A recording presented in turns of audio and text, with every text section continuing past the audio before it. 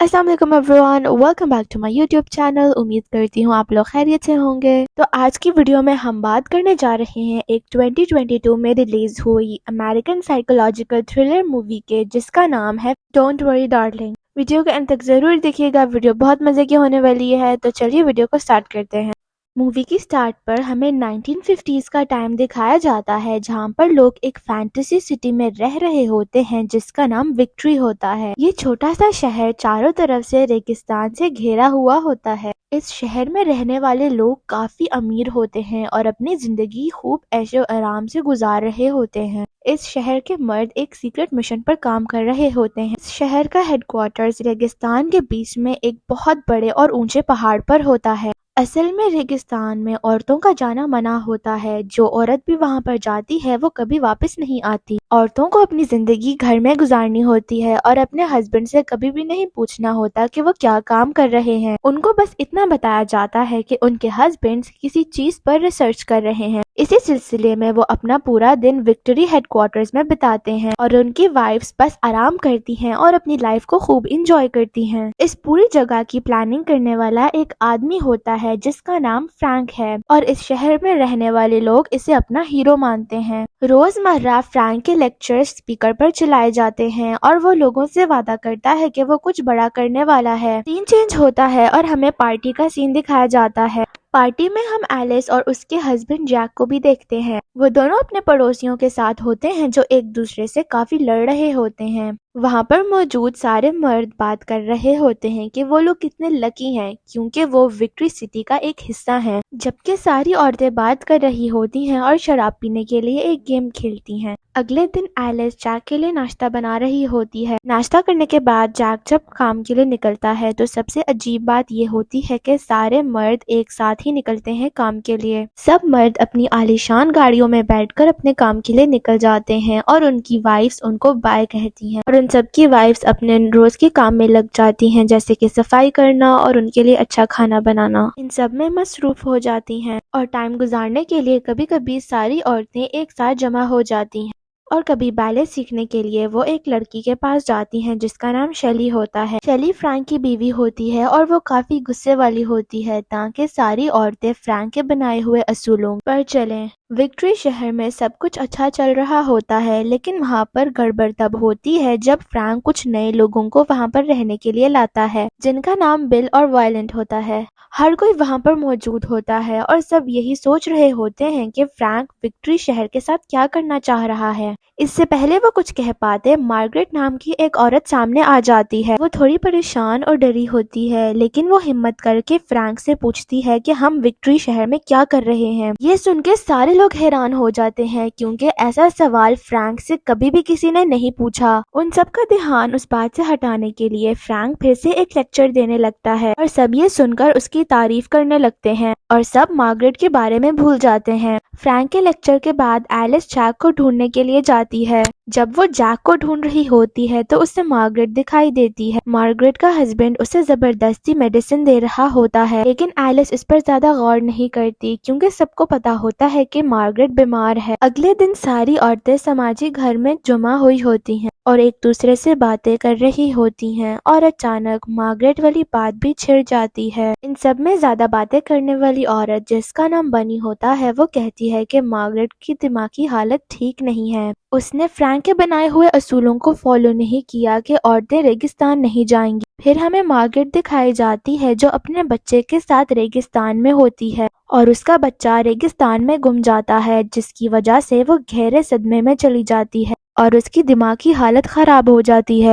Else یہ سن کر تھوڑی پریشان دکھائی دیتی ہے۔ اسی رات ایلس کو کچھ عجیب خواب آتے ہیں جس میں وہ بیلے ڈانسرز کو بلیک اینڈ وائٹ کپڑوں میں دیکھتی ہے جو دکھنے میں کافی ڈراونی بھی لگ رہی تھیں۔ اگلے دن ایک اور عجیب چیز ہوتی ہے۔ جب وہ ناشتہ بنا رہی ہوتی ہے تو وہ دیکھتی ہے کہ سارے انڈے اندر سے خالی ہوتے ہیں۔ پھر جب جیک کام پر جاتا ہے تو ایلس اپنے مائنڈ کو ریلیکس کرنے کے لیے لوری میں بیٹھ کر شہر کی طرف جاتی ہے گھومنے کے لیے۔ ساری عورتیں مال کے پاس اتر جاتی ہیں، لیکن ایلس آگے جانے کا فیصلہ کرتی ہے۔ جب وہ آخری سٹاپ پہ پہنچنے والی ہوتی ہے تو وہ ایک ریڈ کلر کے ہوائی جہاز کو گرتے ہوئے دیکھتی ہے۔ یہ دیکھ کر ایلس ڈرائیور کو اس جہاز کے پاس لے کر جانے جانے کا بولتی ہے، لیکن ڈرائیور صاف منع کر دیتا ہے کیونکہ وہ ہوائی جہاز ریگستان کے علاقے میں گرتا ہے اور وہاں پر عورتوں کا جانا منع ہے۔ اس سب کے باوجود ایلس وہاں پر اکیلے جانے کا فیصلہ کرتی ہے کیونکہ جو لوگ جہاز میں بچ جائیں گے وہ انہیں بچانا چاہتی ہے۔ کچھ دیر چلنے کے بعد ایلس ریگستان پہنچ جاتی ہے جو بالکل بنجر اور خالی ہوتا ہے۔ اسے دور دور تک کوئی بھی جہاز نہ ہی جہاز کے ٹکڑے دکھائی دے رہے تھے، پر اس کو وہاں پر ایک پہاڑ ملتا ہے جو اسے ایک بلڈنگ کی طرف لے کر جاتا ہے۔ وہ بلڈنگ کچھ اور نہیں بلکہ وکٹری شہر کا ہیڈ کوارٹر ہوتا ہے۔ یہ وہی جگہ ہے جہاں پر ساری عورتوں کے ہسبینڈز کام کرنے کے لیے آتے ہیں۔ مدد مانگنے کے لیے ایلس اپنا چہرہ بلڈنگ کے شیشے پر رکھتی ہے اور پھر اس کے بعد وہ اپنے گھر میں واپس پہنچ جاتی ہے اور ایک خواب سے اٹھتی ہے۔ یہ دیکھ کر وہ بہت حیران اور پریشان ہو جاتی ہے، لیکن وہ یہ بات جیک سے چھپاتی ہے۔ اگلے کچھ دنوں تک اسے اور بھی ڈراونے اور برے سپنے آنے لگتے ہیں۔ زیادہ تر اسے بیلے ڈانسرز کے سپنے آتے ہیں اور کبھی کبھی اسے ایسا لگتا ہے کہ اس کی گھر کی دیواریں اسے کچل رہی ہیں۔ لیکن ایک دن سب کچھ بدل جاتا ہے۔ وہ دیکھتی ہے کہ پریشان مارگریٹ کچھ ایسا کرنے جا رہی ہے جو کسی نے سوچا بھی نہیں ہے۔ وہ جلدی سے اس کے پاس جا کر اسے بچانے کی کوشش کرتی ہے، لیکن لال کپڑے پہنے ہوئے کچھ آدمی وہاں پر آ جاتے ہیں اور اسے کھینچ کر وہاں سے لے جاتے ہیں۔ رات کو وہ یہ ساری باتیں جیک کو بتاتی ہے، لیکن جیک اس سے کہتا ہے کہ مارگریٹ زندہ ہے اور بالکل ٹھیک ہے۔ اس نے کبھی بھی خودکشی نہیں کی بلکہ وہ باتھ روم میں پھنس گئی تھی۔ اس کو یقین ہی نہیں آ رہا تھا اور وہ سچائی جاننا چاہتی تھی، لیکن جیک اس کو سمجھاتا ہے اور اسے آرام کرنے کے لیے کہتا ہے۔ دن بہ دن ایلس کے سپنے اور بھی برے ہوتے جا رہے تھے، اسی لیے اس کے علاج کے لیے شہر کے ڈاکٹر کالنز اس کے گھر آتے ہیں۔ وہ اس کے اوپر کچھ ٹیسٹ کرتے ہیں اور اسے کچھ دوائیاں دیتے ہیں۔ ڈاکٹر کہتے ہیں کہ تم تھوڑی تھک چکی ہو، لیکن ایلس بار بار کہتی ہے کہ وہ بالکل ٹھیک ہے اور ڈاکٹر سے مارگریٹ کے بارے میں پوچھتی ہے کہ بار بار پوچھنے پر ڈاکٹر بتاتے ہیں کہ مارگریٹ بالکل ٹھیک ہے، لیکن اس کی حرکتوں کی وجہ سے اس کے ہسبینڈ کو کام سے نکال دیا گیا ہے اور اب وہ اس شہر کو چھوڑ کر کہیں اور چلے گئے ہیں۔ یہ سن کر ایلس جیک کی بھلائی کے لیے چپ رہتی ہے۔ ڈاکٹر کی بریف کیس میں ایلس کو ایک فائل دکھائی دیتی ہے جس کے اوپر مارگریٹ کا نام لکھا ہوتا ہے، اور جیسے ہی ڈاکٹر تھوڑا سا دور جاتا ہے تو ایلس اس کے بیگ سے وہ فائل چرا لیتی ہے، اور جب ڈاکٹر وہاں سے چلا جاتا ہے تو ایلس اس فائل کو پڑھتی ہے۔ فائل کو دیکھ کے وہ بہت حیران ہوتی ہے کیونکہ اس میں جتنی بھی انفارمیشن ہوتی ہے اس سے بلیک کلر میں کر دیا ہوتا ہے۔ وہاں پر اسے ایک ہی چیز ملتی ہے جس پر لکھا ہوتا ہے کہ مارگریٹ کی دماغی حالت صحیح نہیں ہے۔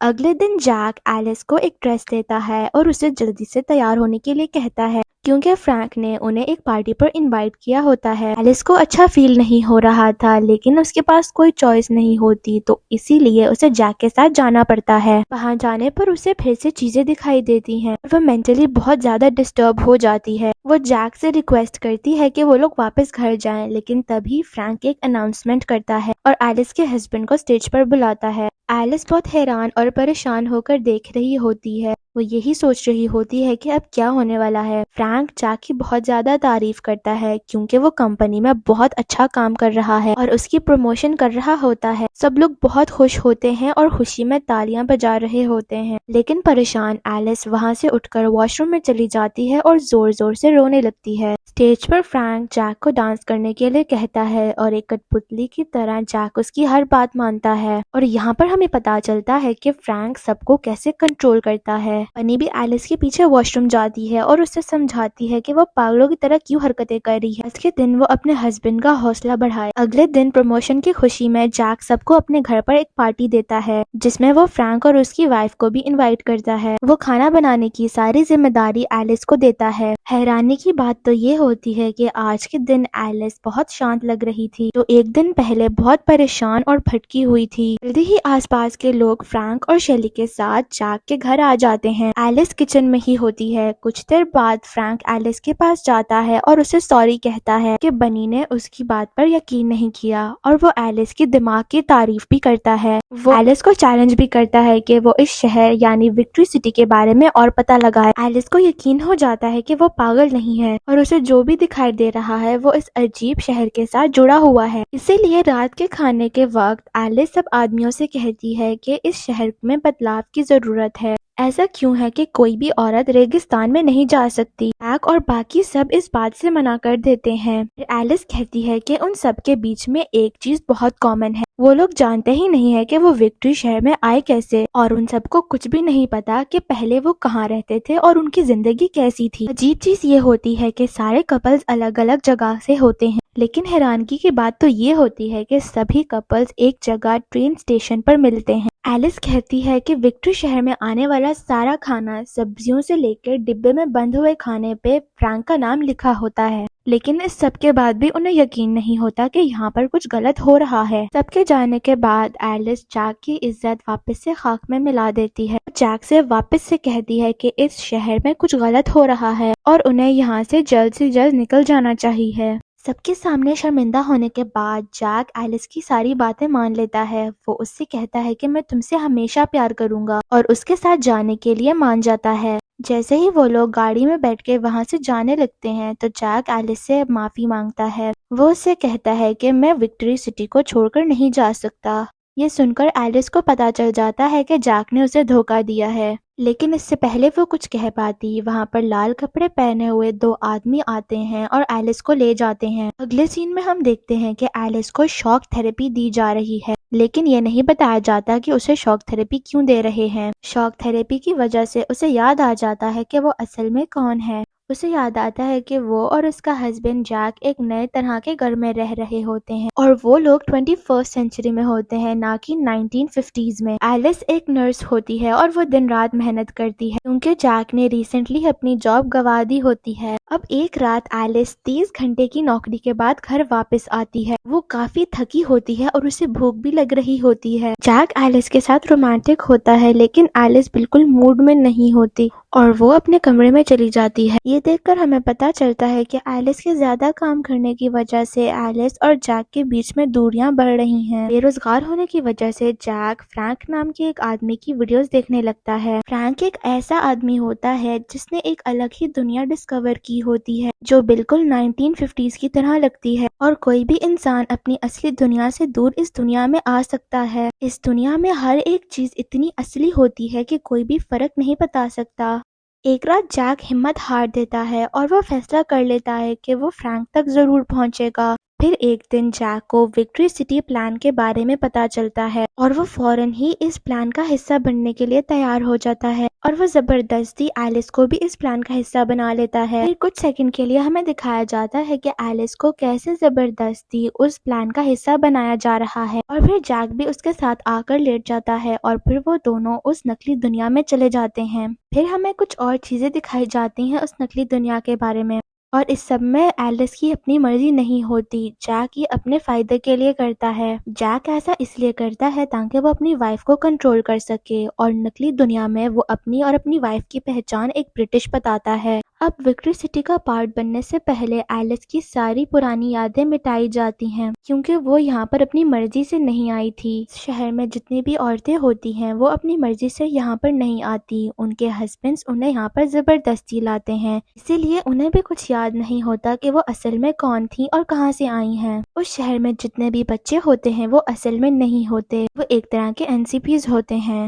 وہ ان کے لیے بنائے جاتے ہیں جن کپلز کے اصلی دنیا میں بچے نہیں ہوتے۔ اس کے بعد ہم دیکھتے ہیں کہ ایلس کی وہاں سے بھاگنے کی میموری کو پوری طرح مٹا دیا جاتا ہے اور وہ واپس سے اپنی نارمل روٹین میں آ جاتی ہے، لیکن اس نقلی دنیا کا جادو زیادہ دیر تک نہیں ٹکتا، کیونکہ جب جیک ایک گانا گنگنا رہا ہوتا ہے تو ایلس کو واپس سے اپنی اصلی لائف کے بارے میں یاد آنے لگتا ہے۔ ایسا اسی لیے ہوتا ہے کیونکہ یہ گانا ایلس کا فیورٹ سانگ ہوتا ہے جو وہ 21 سینچری میں سنا کرتی تھی، اور وہ سمجھ جاتی ہے کہ اس کے ساتھ جو کچھ بھی ہو رہا ہے وہ جیک کی وجہ سے ہے۔ کیونکہ ایلس کو سب پتا چل گیا تھا تو جیک بھی اپنی غلطی مان لیتا ہے اور کہتا ہے کہ یہ سب میں نے ہی کیا ہے۔ وہ کہتا ہے کہ یہ سب میں نے ہم دونوں کی خوشی کے لیے کیا، کیونکہ 21 سینچری میں ہم دونوں کے لیے بہت سی مشکلات تھیں۔ جیک بے روزگار تھا اور ایلس کے پاس جیک کے لیے وقت ہی نہیں تھا، جس کی وجہ سے وہ ایک دوسرے سے دور ہوتے جا رہے تھے۔ اسی لیے اس نے ایلس کو اور خود کو وکٹری سٹی پلان کا ایک حصہ بنا دیا۔ جیک ایلس کو سمجھانے کی کوشش کرتا ہے کہ یہاں پر ان کی زندگی کتنی اچھی ہے، ان کے پاس بہت زیادہ پیسہ ہے اور عزت بھی۔ جیک ایلس سے کہتا ہے کہ تمہاری زندگی تو کتنی آسان ہے، تمہیں تو کچھ کرنا بھی نہیں پڑتا، بس گھر پر رہ کر آرام کرنا ہوتا ہے، اور ہم سارے مردوں کو وکٹری سٹی سے باہر اصلی دنیا میں جا کر پیسے کمانے ہوتے ہیں تاکہ ہم دونوں اس نقلی دنیا میں اچھی زندگی گزار سکیں۔ یہاں پر یہ بھی پتا چلتا ہے کہ اس شہر کے سارے مرد کوئی سیکرٹ مشن پر نہیں ہوتے، بلکہ وہ وکٹری ہیڈ کوارٹر سے اصلی دنیا میں جاتے ہیں اور وہاں پر جا کے پیسے کمانے کی کوشش کرتے ہیں تاکہ وہ اپنی وائفز کو اچھی زندگی دے سکیں۔ یہ سب سننے کے بعد ایلس بہت دکھی ہوتی ہے کیونکہ اس کے ہسبینڈ نے اسے دھوکہ دیا اور اس کی وجہ سے ان دونوں کے بیچ میں ایک جھگڑا شروع ہو جاتا ہے، جس کے آخر میں ایلس جیک کے سر پر ایک کانچ کا گلاس مارتی ہے اور اس کی وہاں پر ہی ڈیتھ ہو جاتی ہے۔ خون سے بھرے ہوئے کپڑوں میں ایلس باہر جاتی ہے اور سارے لوگ اسے گھور رہے ہوتے ہیں۔ وہ سب کو بتاتی ہے کہ ہم سب ایک نکلی دنیا میں رہ رہے ہیں جسے فرینک نے بنایا ہے۔ بنی کو چھوڑ کر باقی سارے لوگ اسے روکنے کی کوشش کرتے ہیں، اور یہاں پر ہمیں یہ بھی پتا چلتا ہے کہ باقی ساری عورتوں کو چھوڑ کر صرف بنی کو وکٹری شہر کی سچائی کے بارے میں پتا ہوتا ہے، اور وہ یہاں پر اپنی مرضی سے آتی ہے کیونکہ اصلی دنیا میں بنی کے بچے مر جاتے ہیں۔ بنی ایلس کو وہاں سے بھاگنے کے لیے کہتی ہے کیونکہ وہ لال کپڑے پہنے ہوئے آدمی ایلس کو پکڑنے کے لیے آ جاتے ہیں۔ وہ ایلس کو بتاتی ہے کہ جو انسان اس دنیا میں مر جاتا ہے وہ اصلی دنیا میں بھی مر جاتا ہے۔ یہ بات سن کر ایلس ڈر جاتی ہے اور جلدی سے گاڑی میں بیٹھ کر وکٹری ہیڈ کوارٹرز کی طرف بڑھنے لگتی ہے، کیونکہ وکٹری ہیڈ کوارٹرز ہی ایک جگہ ہے جہاں سے وہ واپس سے اپنی اصلی دنیا میں جا سکتی تھی۔ ایلس کے پیچھے وہ لال کپڑے والے آدمی بھی پڑ جاتے ہیں اور انہیں یہ ٹاسک دیا جاتا ہے کہ یا پھر وہ ایلس کو پکڑیں یا پھر اسے مار دیں، بس انہیں ایلس کو اپنی اصلی دنیا میں جانے سے روکنا ہوگا۔ وہ ایسا اس لیے کرتے ہیں کیونکہ ایلس اپنی مرضی سے اس دنیا میں نہیں آتی، اور اگر وہ اصلی دنیا میں جا کر وکٹری سٹی کے بارے میں بتا دے تو فرینک کا سارا پلان ڈسٹروائے ہو جائے گا۔ ایلس بڑی مشکل سے بچ کر پہاڑ کی طرف پہنچ جاتی ہے۔ راستے میں اس کی گاڑی خراب ہو جاتی ہے تو وہ پیدل ہی چل کر پہاڑ پر چڑھ جاتی ہے۔ فرینک کو کال پر ہر چیز بتائی جا رہی تھی اور تبھی فرینک کی وائف شیلی آتی ہے اور فرینک کے سینے میں چاقو گھسا دیتی ہے اور اسے مار دیتی ہے۔ وہاں سے جانے سے پہلے وہ فرینک سے کہتی ہے کہ اس بار اس کی باری ہے۔ دوسری طرف ہم ایلس کو دیکھتے ہیں جو ہیڈ کوارٹرز کے پاس پہنچ جاتی ہے۔ وہ ہیڈ کوارٹر کی کھڑکی کو چھو لیتی ہے جس کی وجہ سے وہ اپنی اصلی دنیا میں آ جاتی ہے۔ ایلس اپنی دنیا میں آ کر کافی خوش دکھائی دیتی ہے اور یہاں پر ہی ہماری مووی اینڈ ہوتی ہے۔ آئی ہوپ آپ کو یہ ویڈیو اچھی لگی۔ اگر ویڈیو پسند آئی تو لائک کرے گا، میرے چینل کو سبسکرائب کرے گا اور کامنٹ میں بتائیے گا کہ میں اگلی ویڈیو میں کون سی مووی کو ایکسپلین کروں۔ میں آپ سے ملتی ہوں اگلی ویڈیو میں، اپنا بہت سارا خیال رکھیے گا، تب تک کے لیے اللہ حافظ۔